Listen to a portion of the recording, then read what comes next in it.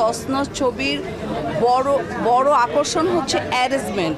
মুন্না খান নতুন হিসাবে যতটুক সে করেছে জবাব নাই। যেটা দেখেছি আমি একটু তামিল হিরোদের মতো লেগেছে।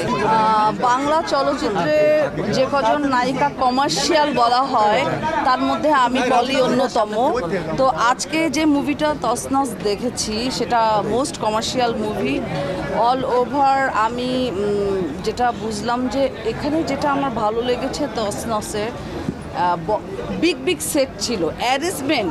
এক কথায় বলবো যে ছবিতে তসনস ছবির বড় আকর্ষণ হচ্ছে অ্যারেঞ্জমেন্ট। এত বিশাল অ্যারেঞ্জমেন্ট দেওয়া হয়েছে, অকল্পনীয়। এবং ববি অসাধারণ অভিনয় করেছে।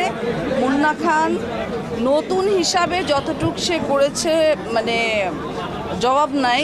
আর মিশা ভাইয়ের কথা তো কি বলবো। আর টিভি যে আর্টিস্ট দীপা খন্দকার খুবই ভালো করেছে, মায়ের ক্যারেক্টার করেছে। অল ওভার আমি বলবো যে খুবই ভালো করেছে। মুন্নাকে 10-এ কত দিবেন পলি আপা? অভিনয়ের স্কেল অনুযায়ী যদি বলা হয় আমি 7 দিব। 7? হ্যাঁ 7 দিব। বাট অ্যাজ এ হিরো যদি মার্ক দিতে বলা হয় তাহলে আমি 5 দিব। যে আপু অনেকে বলছিল মুন্না খানের ভিতরে মান্না ভাইয়ের একটা প্রতিচ্ছবি পাওয়া গিয়েছে, বা তাকে আরো একটু পরীক্ষা দিতে হবে, আরো কয়েকটা সিনেমা করতে হবে এরকম আচ্ছা, মান্না ভাই হতে গেলে হাইট লাগবে তো অনেক, আরেকটু লম্বা হতে হবে। কেউ কারোর মতো না। মান্না আসলে একদিনে তৈরি হয়নি তো। মান্না ভাই তৈরি হয়েছে তো অনেক ছবির বিনিময়ে।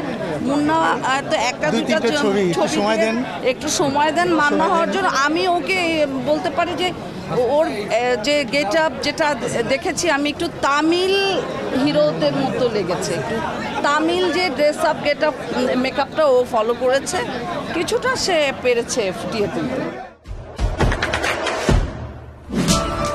দেশে দেশে সবার সাথে দ্য নিউজ।